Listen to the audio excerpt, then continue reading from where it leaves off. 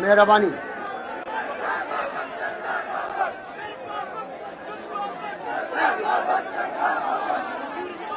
मेहरबानी मेहरबानी माल دا आवाज ټول راکئ چې زه واما چې زما ووټ ټول وایي چې زما د کام زما ووټ داسې نه د صوابۍ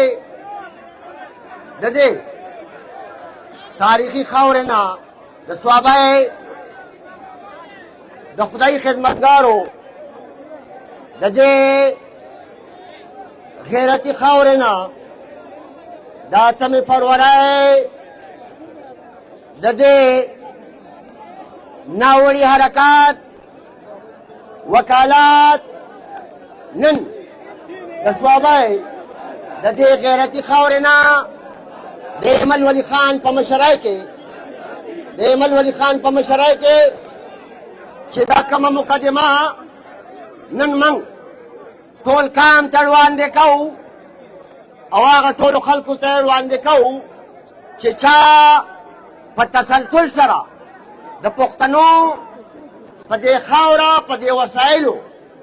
د قبضې جاري ساتلو لپاره کومه ناکرده عمل کړی دی زه داسې اواز نه غواړم چې په دې خاوره دارې کونډې نمایندګي وشي زه داسې اواز غواړم چې دا یتیم نمایندګي وشي زه داسې اواز غواړم چې د دې خاورې د هغه دهشتګردۍ او د هغه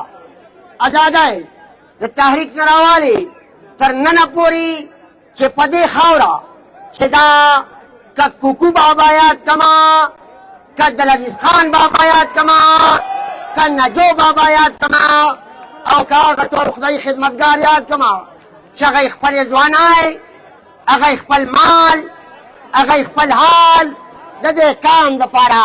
او د دې خاورې دپاره قربان کړی و نو واورئ د صوابۍ غیرتي خلکو ما له به اواز راکوئ چې زه وایم چې زما هوډ تاسو به وایئ چې زما د کام چې دا د کام د یو بشر وخت ته ورسي او د هغې تسلي وشي چې واقعي دا سور بیرغ د کام د سر سوری دی انشاءالله که خیر زما هوډ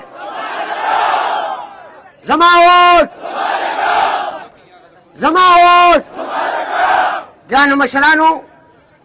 زما تمه ده مهرباني زه خواست کوم چې لږ ټایم ووالمه چې ایمل خانم تاسو واورئ حیدر خانم تاسو واورئ پښتنو زه نن تاسو ته ویل غواړم چې نن د ولي خان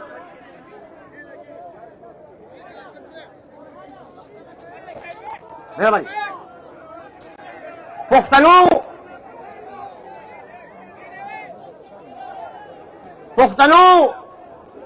د ولي خان دوه نسي نن تاسو ته په سټیج ناستې دوه واورئ موږ سره راغلي یو موږ دې له راغلي یو چې هغه چې مخونه یې تور دي رنګ یې تور دی امر یم تور دی تپوس به کومه څو خبرې به پی ټي آی سره کوم څو خبرې به په استقامت مهرباني په استقامت څو خبرې به زخمی کام سره کوم او څو خبرې به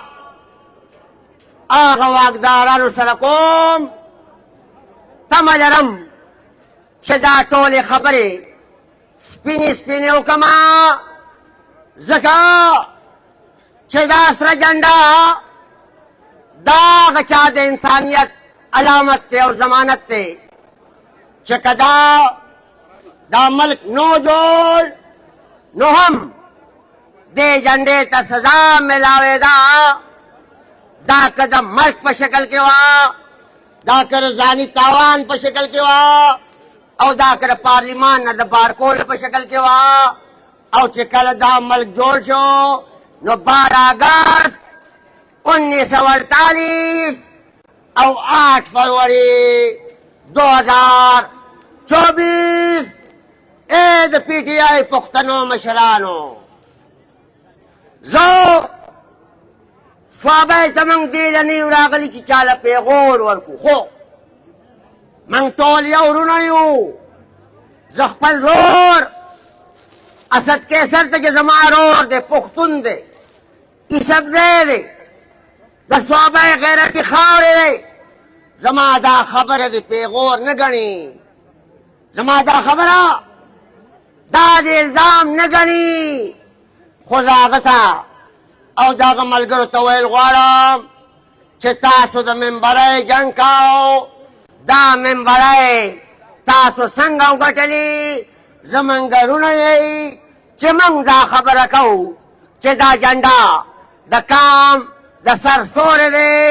لکه ستاسو په لاس کې هره جنډه ده د کام بچی یئ چې که جنګ هو د ممبرۍ کوو نو مبارک شه. خو دا جنډه د دې کام د بقا او د حق جنګ کوي، د اختیار جنګ کوي، دا به راسره مني، دا به راسره مني چې د اختیار جنګ ټول پښتنو بایلو. زما وروره موږ په دې پوهېږو چې تاله به 200 پولونه درکړي، تاله به 80 ټرانسفرمرې درکړي، او ته به بیا راځې د دې کام والی او د پښتون والی سوچ به کمزوری کوي. خو که پښتون د دې خاورې نه په پولونو خلاصېږي، نه په ټرانسفرمرو خلاصېږي، راځې به او د دې صوبې د 4,000 میګاواتو بجلی د استعمال او دا مدن تپوس به کوې. دا سیاست کړی دی جنګ.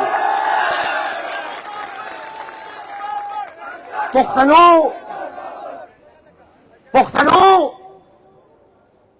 تپوس کومه چې ما ته وښیه چې دنیا په یو ملک کې د کام بچي د موت په ژبه کې سبق نه وایي. 2013 کې چې ته راوستې اولنی کار یې در باندې دا وکړو چې د دې کام د بچو نه دی د مور په ژبه کې انساني حق واخیستو. راشه د صوابی دې چوک ته او اعلان وکړه، معافي وغواړه او اعلان وکړه چې دې سرې جنډې د کام دې بچو له د مور په ژبه کې د زده کړو حق ورکړی و، معافي مو غواړه او اعلان مو وکړه چې هغه حق مې دې کام ته واپس کړو. پښتنو په 2013 کې 18 آئینی ترمیم چې دا رول بیک دی، دا ولې؟ دا ځکه چې دا 18 آئینی ترمیم د کام د حق د بقا د ګټو ضمانت دی، سیاسی اختیار ملاو دی، انتظامی اختیار ملاو دی، مالی اختیار ملاو دی. راشه دې کام له جواب ورکړه چې په 9 کاله کې دا پښتونخوا چې د پاکستان ATM دی، دا پښتونخوا چې د پاکستان د ټولو مالداره صوبه ده، دې سره نن د تنخواګانو پیسې نشته. راشه وضاحت وکړه نو لوستو بیا مبارکۍ والا چې چا له یې مبارکي ورکړه، ولې ورکړه او د چا نه مې مباري واخیسته، ولې واخیسته، دا دې کام ته ووایه. پښتنو واورئ، دا جنګ چې بیا بیا وایو چې دا د کرسۍ نه دی، دا د اختیار دی. په دې 9 کاله کې د ټولې پښتونخوا سرمایه پنجاب ته لاړه. راشه اسد کیسر صاحب ځان سره هغه ټول راوله او د پښتنو ته ووایا چې د ولي خان وصی به وزیر اعلی ني نو دې کې پاکستان کومه ګټه ده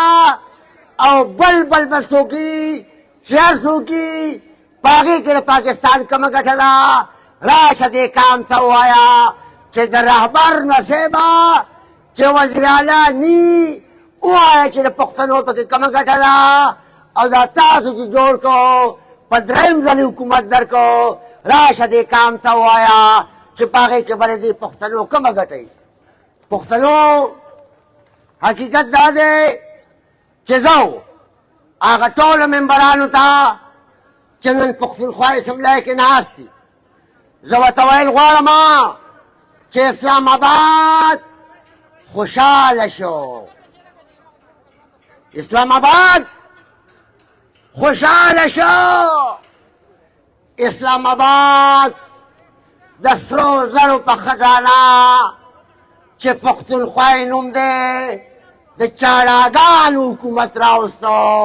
او اسلام آباد خوشحاله شو پښتنو من خدا من خبره کوو نو چا لی کوو تاسو لی کوو منګه ترکۍ خبره کوو نو تاسو لی کوو د دې بدامنۍ په وجه د پښتنو د هر کور نه څلور او پنځه مسافر دي د دې بدامنۍ په وجه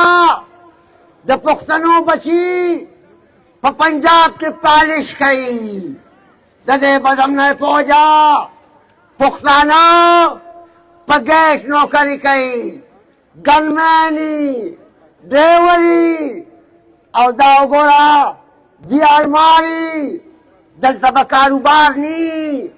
دلته به تجارت ني دلته به تعلیم ني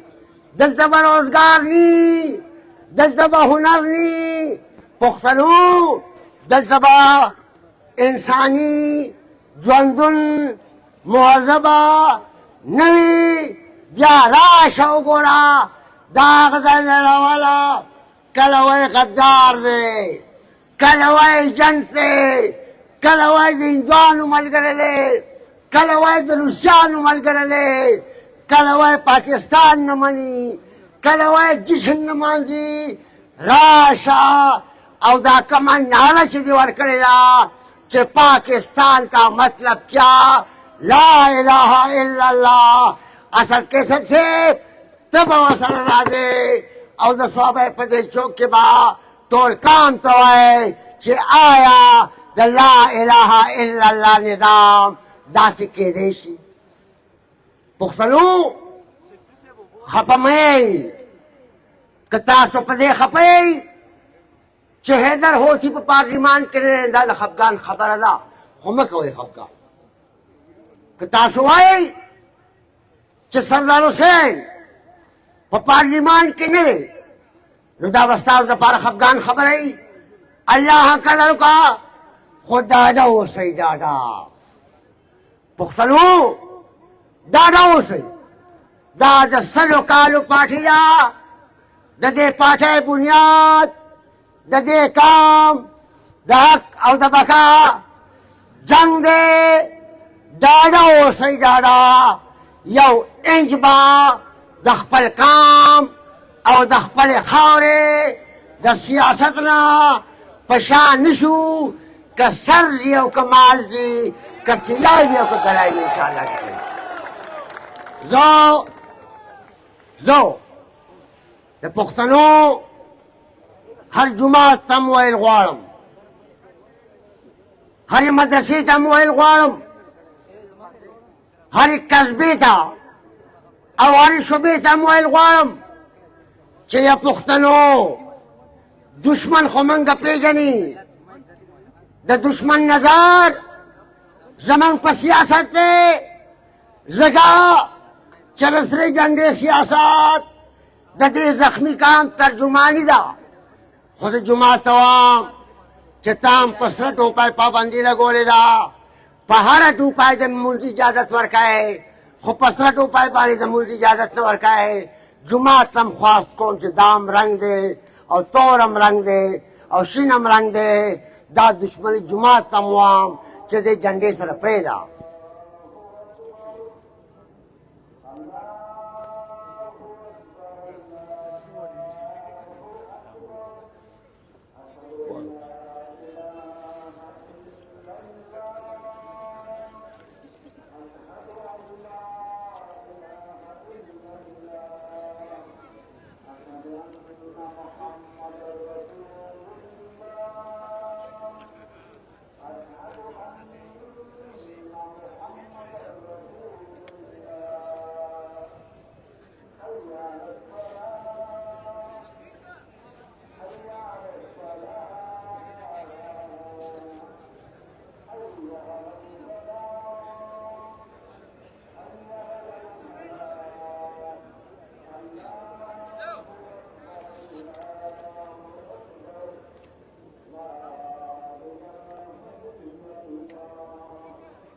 جزاک الله. زه مدرسې ته هم خواست کول غواړم چې دا من ګاونډ سره خبره کوو، دا د پیغمبر سنت دی. حقدار له حقداري ورکول دا اسلامي نظام دی. زما تمه ده چې هغه دیني جماعتونه به راپاسي او د دې مظلومه او د دې زخمي کام په سر به لاس دي او پټی به لګوي. پښتنو وګورئ، بیا هغه خلک راوستو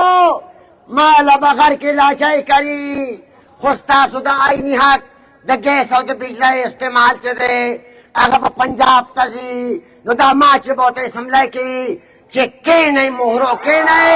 وګوره خو وار وکړه یار.